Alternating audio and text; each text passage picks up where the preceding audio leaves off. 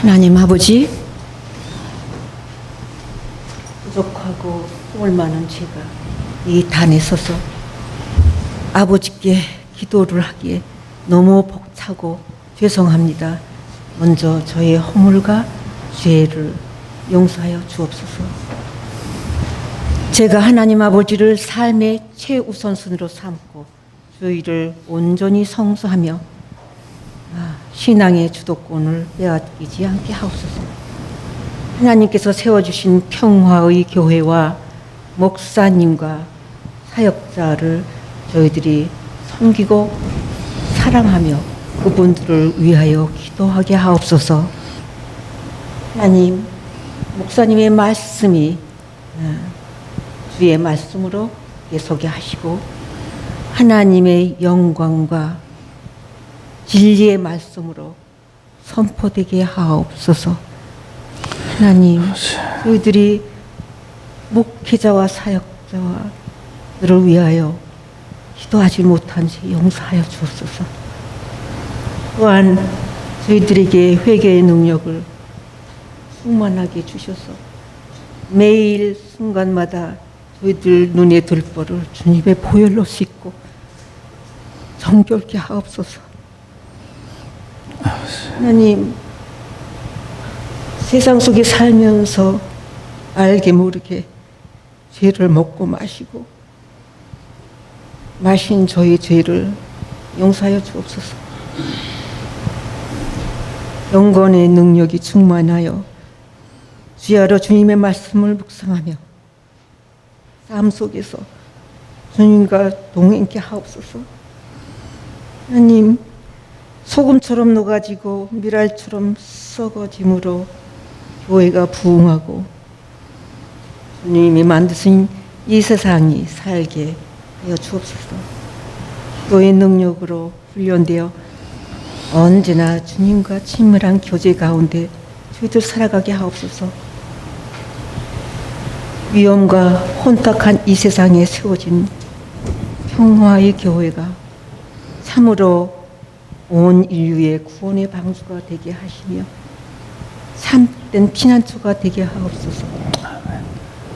하나님, 저희들 또한 감사의 능력이 탁월하여 범사의 하나님을 인정하며 어떤 상황 가운데에서도 원망, 불평하지 않고 만족하고 자족하고 믿음으로 감사, 늘 감사, 감사의 열매가 넘치게 없소서. 기쁨이 능력이 충만하여 무겁고 얽매긴 쉬운 짐을 주님의 발 앞에 내려놓고 즐겁게 살게 하여 주옵소서. 수고하고 무거운 짐진 자들아, 다 내게 오라. 내가 너희를 편히 쉬게 하리라. 내가 너희에게 평안을 주노라.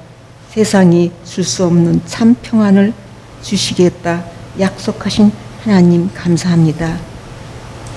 삶에 지치고 때때로 병마에 시달리는 저희들, 이 무겁고 어려운 짐 하나님께 온전히 맡깁니다. 저희들 기쁘고 즐겁게 살게 하여 주옵소서. 하나님을 경외하고 주님을 사랑하며 하나님께 사랑받는 저희 되게 하옵소서. 길이요 진리요 생명 되시는 예수님 이름으로 기도합니다. 아멘. 우리 역사의 그 신라 시대에는 신분을 나누는 골품제라는 게 있었습니다. 그래서 제일 높은 골품이 성골이었고 그 밑에 진골, 그리고 육두품, 오두품 이렇게 쭉 내려가는 골품제가 있었습니다. 오늘날도 이 성골, 진골 이것을 아직도 한국 언론이나 이런 데서는 가끔 어떤 고위직이 오르게 되면 그들을 가리켜서 성골이니 진골이니 하는 그런 상징적인 표현으로 아직도 쓰이고 있습니다. 성골은 주로 그 진흥왕 후손인 태종 무열왕 계열을 성골이라고 불렀고요. 그 다음에 진골은 주로 신라에게 항복해서 신라에게 복속되었던 가야 왕족의 후손들을 진골이라고 나눴다고 합니다.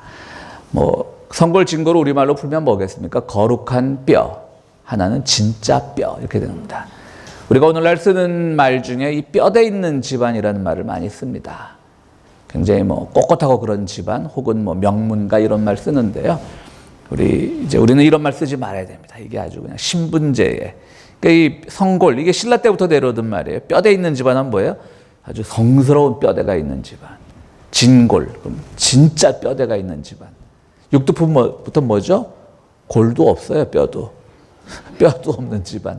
이런 아주 신분제적인, 차별적인 말이기 때문에 우리는 앞으로 뭐 은유적으로라도, 비유적으로라도 뼈대 있는 집안이라는 말을 안 쓰는 게 좋을 듯합니다. 우리 처음에 여성의 원조인 우리 하와가, 이브가 창조될 때 아담의 갈비뼈로부터 나왔다 그러지 않습니까? 근데 그 갈비뼈의 그 히브리어 원어는 체라라는 한 말인데요. 요즘에 이제 그 성서 신학자들이 그것이 꼭 갈비뼈를 의미하는 것은 아니었다라고 말을 합니다. 왜냐하면 신학이라는 것은요, 같은 성서를 해석하고 번역하는데도 시대에 따라서 많은 그 변화를 받거든요.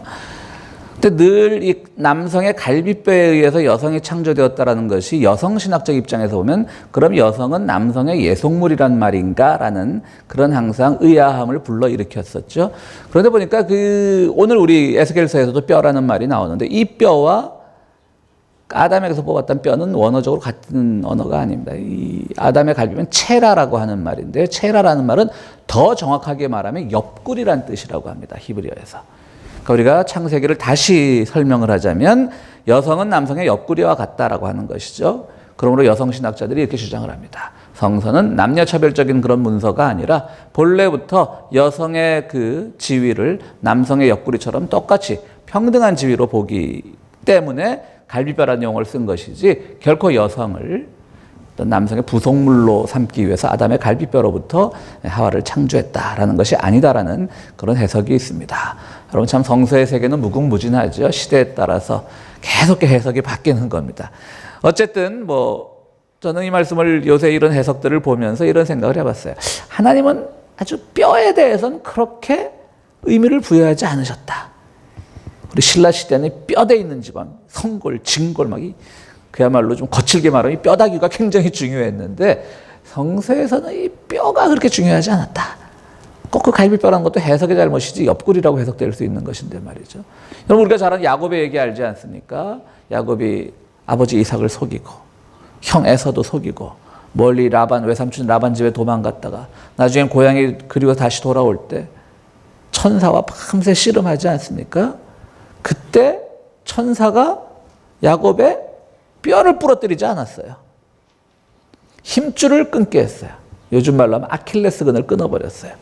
그 끊은 뒤에 너에게 이제 새 이름을 주겠다. 너는 이제 야곱이 아니라 이스라엘이다. 이렇게 새 이름을 받지 않습니까?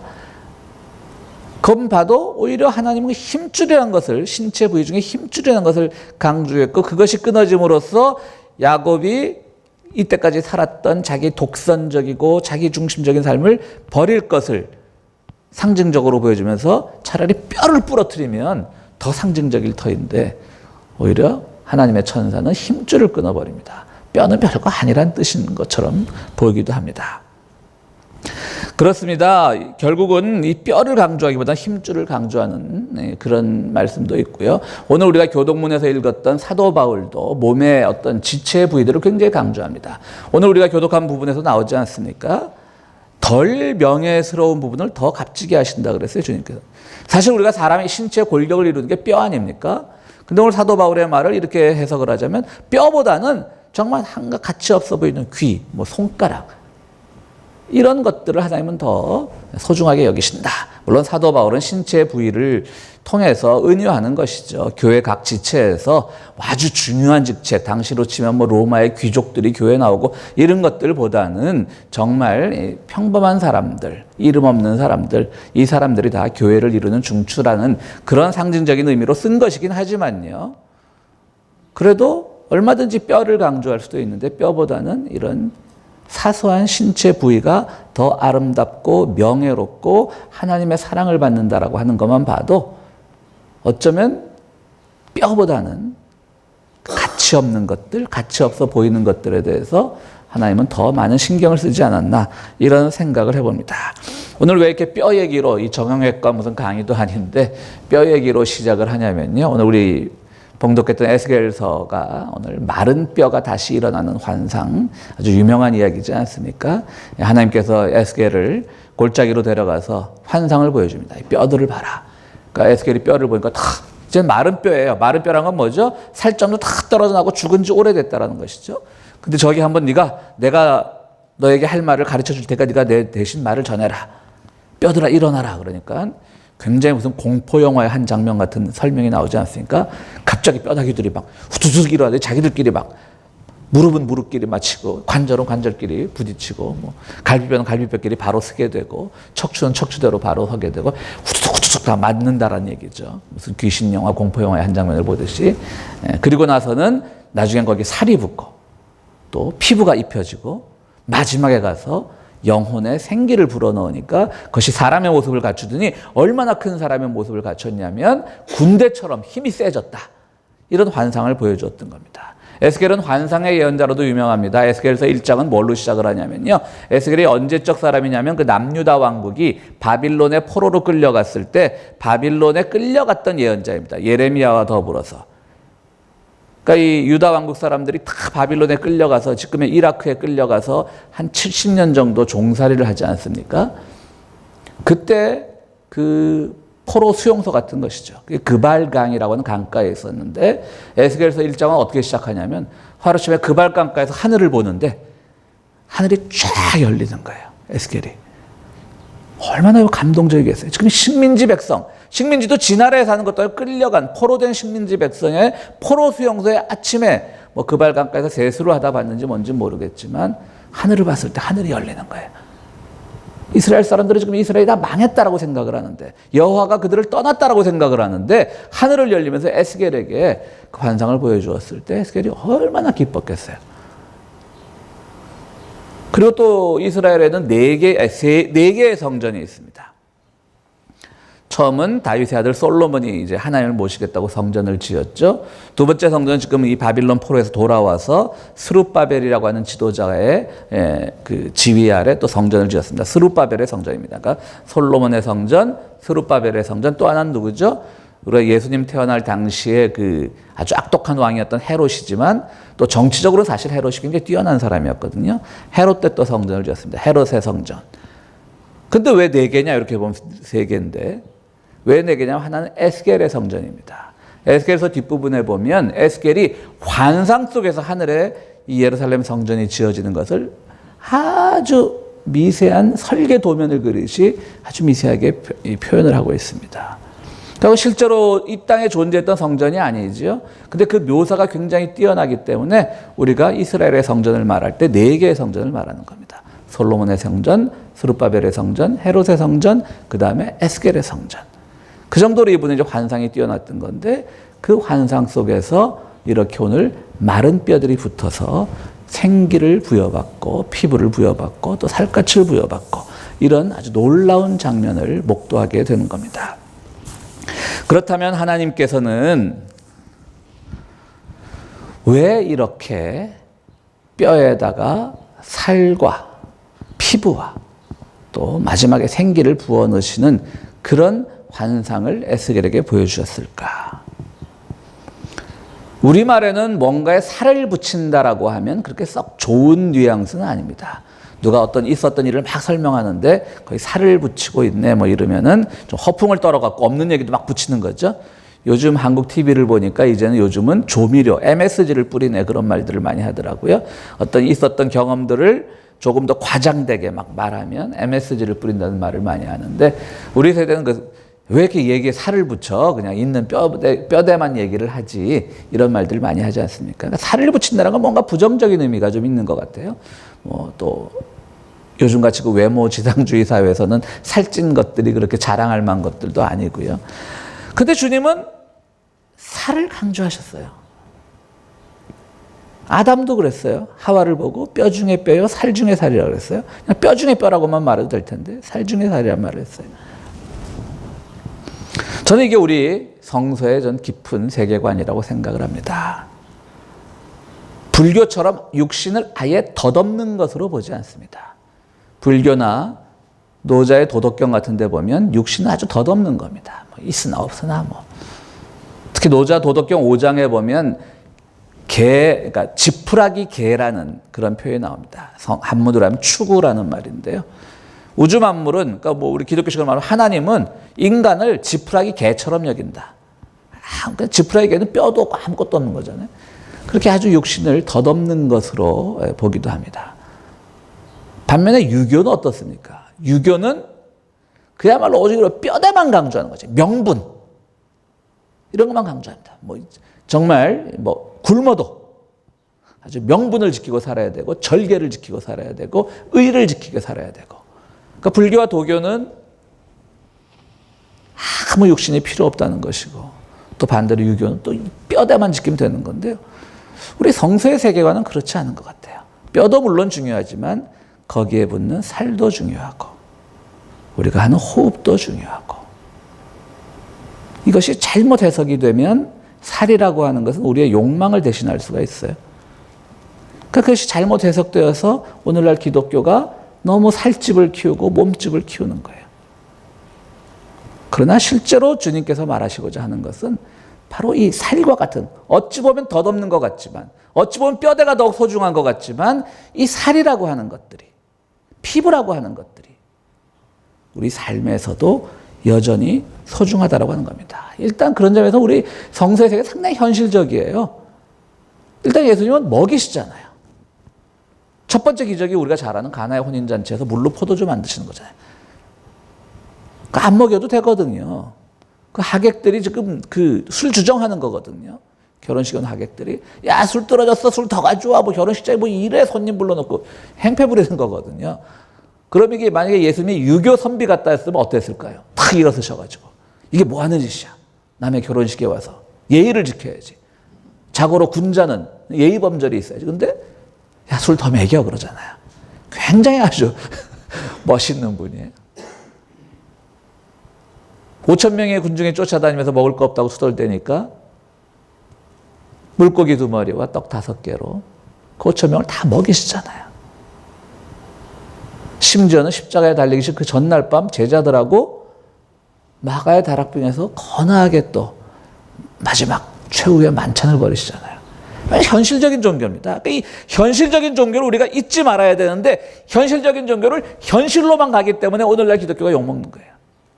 그냥 현실적인, 그냥 내 부만 축적하면 그냥 이 축복받은 것이고.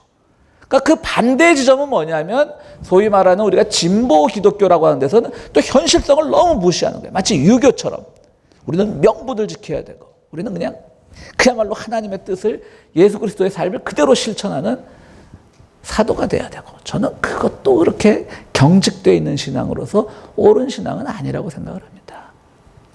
정말 믿음의 뼈대, 정말 믿음의 본질은 우리가 간직해야 되지만 거기에 덧붙여지는 살 같은 것들도 우리가 소중히 여길 줄 알아야 돼요.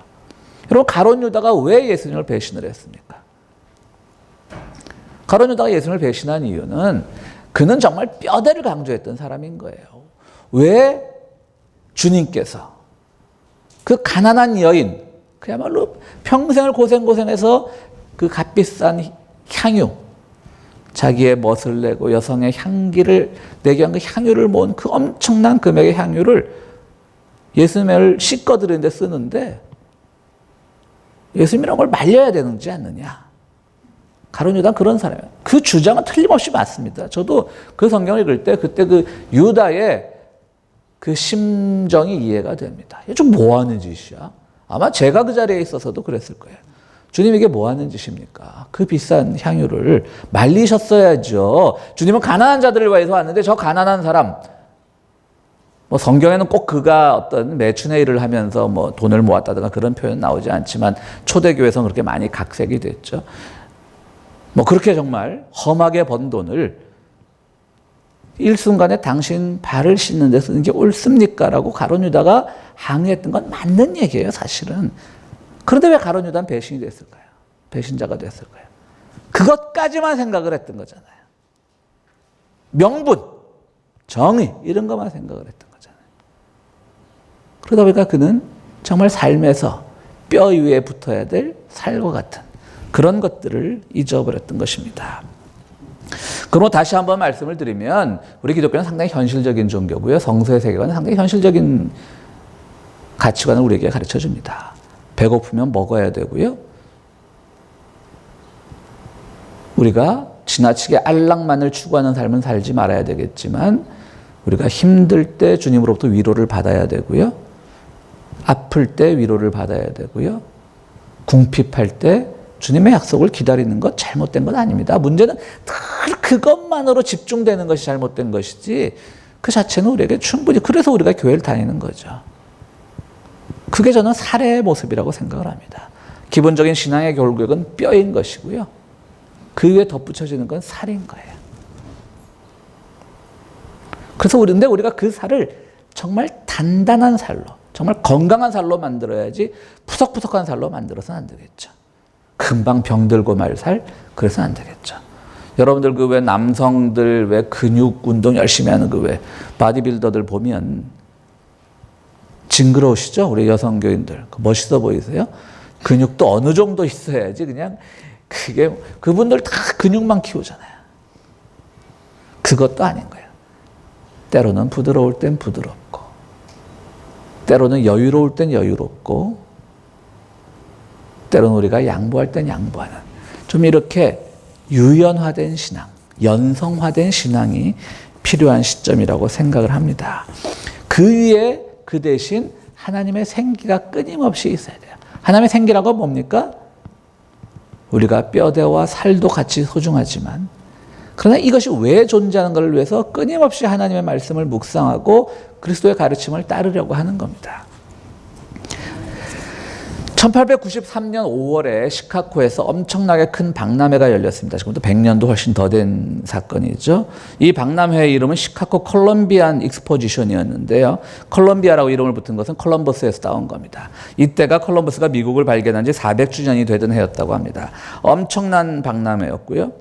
당시 이 박람회가 5월에 열렸던 이유는 바로 우리는 올해 달력으로는 다음 주가 성령강림주일이지만 성령강림주일이 주로 5월에 있죠. 그 성령강림주의를 기념하는 겁니다. 이게 이제 미국이 이제 기독교 국가라는 걸 막 강조하는 거죠. 그러면서 이 박람회는 어떤 물건만 보여주는 것이 아니라 당시에는 이 종교사적으로 굉장히 유명한 세계 종교회의가 거기서 열렸습니다. 그래서 모여서 막 회의를 하는 겁니다. 우리는 이제 하나다. 그것도 뭐 어떻게 보면 좋은 현상이라고 할 수가 있죠.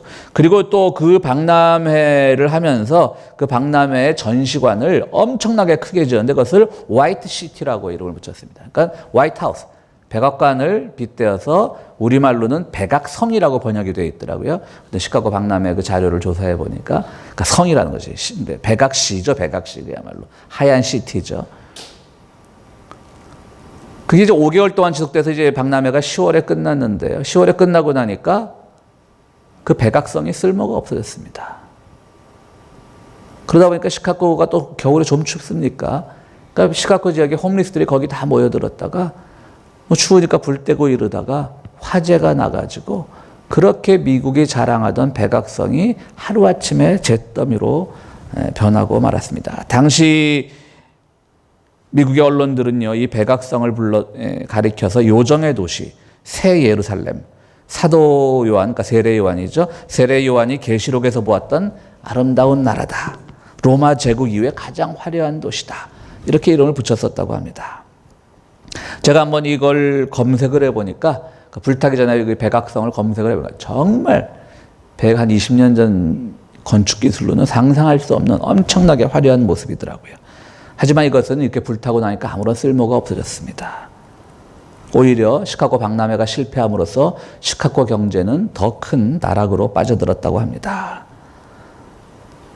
당시 언론은 이렇게 그 다음날 불난 다음날 이렇게 보도했다고 합니다. 다음날 아침 새 예루살렘 백악성은 대부분 한 줌의 재로 변해 있었다. 쌀쌀한 겨울 아침 해가 떠오르자 여기저기 잿더미 사이에서 앙상하게 뼈만 남은 기둥들이 모습을 드러내고 타담한 찌꺼기들은 호수 쪽에서 불어오는 바람에 날려 시카고 하늘을 떠돌다 사라졌다.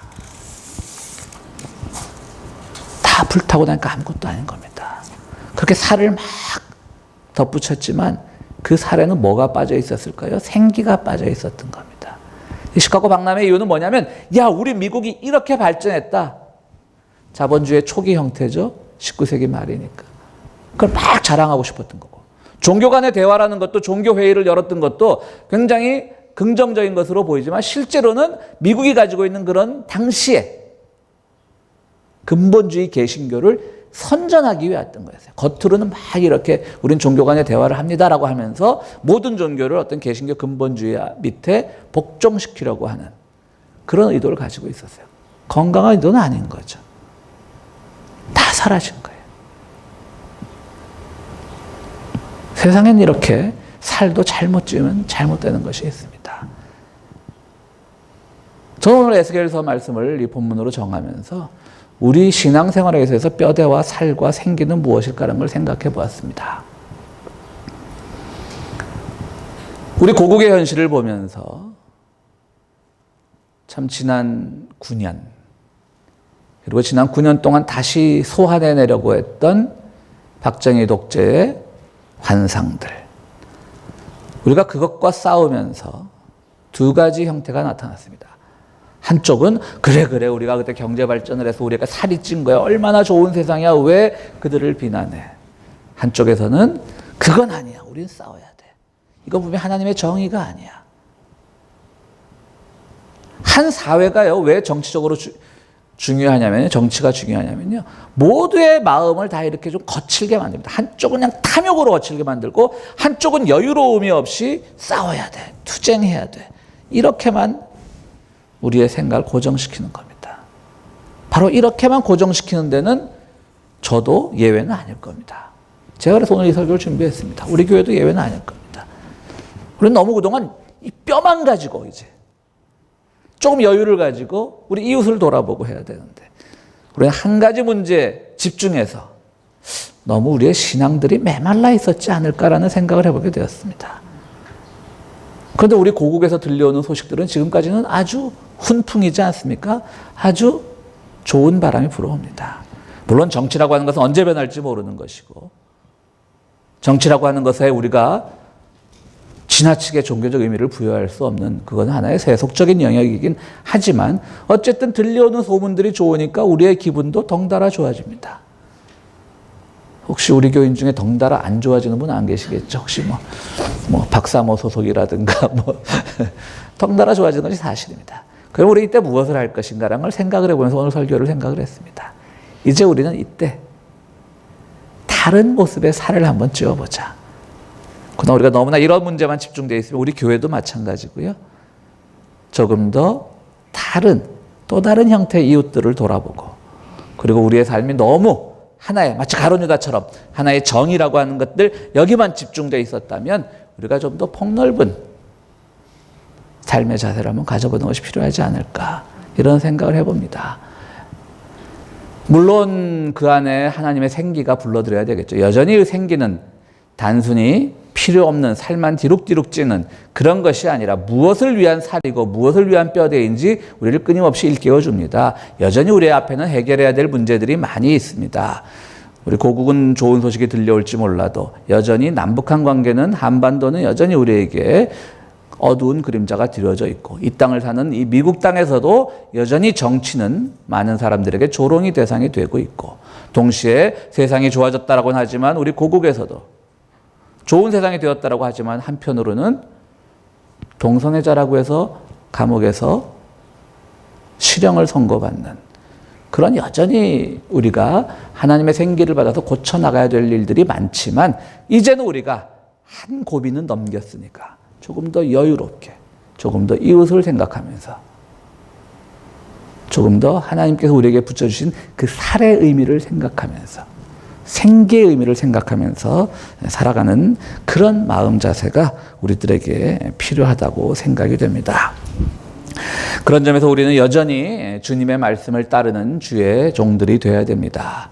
초대교회에서는 이 주님이 당하신 고난이 실체냐 가짜냐를 두고 엄청난 오랫동안 그 신학적 논쟁이 있었습니다. 그래도 주님이 하나님인데, 우리가 믿는 하나님인데 십자가에 달리실 때 그 고난의 현장에서 아프면 되겠느냐. 그러니까 하나님은, 그 예수님은 실제로는 하나님의 신성만 가지고 있는 분이었고 인성은 종속된 부분이었다라는 주장들이 있었고요. 아니다. 우리랑 똑같이 그 살이 찢기고 창에 찔리고 할 때 우리랑 똑같은 아픔을 겪으셨다라고 하는 것이 신학적으로 말하면 양성론이라고 하는 겁니다. 근데 오늘날 정통신학은 바로 양성론입니다. 똑같이 아팠던 겁니다. 그분이 아플 때 잠깐 난 참 하나님이었지. 요 정도는 내가 수리수리 마수리로서 내 고통을 없앨 수 있어라가 아니었다는 거죠. 똑같이 아팠다는 겁니다. 그건 무슨 의미일까요? 그분도 살을 가셨던 분이라는 거예요. 그분도 우리처럼 육신을 가셨던 분이라는 거예요. 똑같은 고통을 가셨던 분이라는 거예요. 그러면서 우리에게서 살은 매우 중요한 겁니다. 너무 우리가 그동안 믿음의 본질, 이것만이 진리라고 하는 그런 뼈대 깊은 신앙을 갖고 있었다면 이제는 조금 더 여유롭게 그분이 당한 고통당한 그 살의 의미를 생각을 하면서 우리는 어떤 살로 어떤 피부로 우리의 믿음을 이제 좀 더 풍성하게 갖고 나갈까. 그리고 좀 더 우리가 세상을 여유롭게 바라보는, 너무 선악 이런 이분법이 아니라 여유롭게 바라보는 그런 믿음이 우리에게 필요되는, 요구되는 때라고 생각을 합니다. 오늘 설교는 어찌 보면 저 개인에 대한 반성의 설교일 수도 있을 겁니다. 그래도 또 세상이 나빠지면 저는 또 언제든지 앞장서서 나서겠지만요. 현재까지는 제가 나설 일은 없어 보입니다. 우리는 이제 좀 더 여유로운 마음으로, 그러나 여전히 또다시 소외당하는 사람들이 없도록 그들을 지켜내는 마음으로, 동시에 우리 삶이 더욱더 풍요로운 아름다운 살, 건강한 살로 채워질 수 있는 그런 신앙을 가진 우리 평화의 교회 성도님들이 되시기를 간절히 바랍니다. 우리 함께 기도하시겠습니다.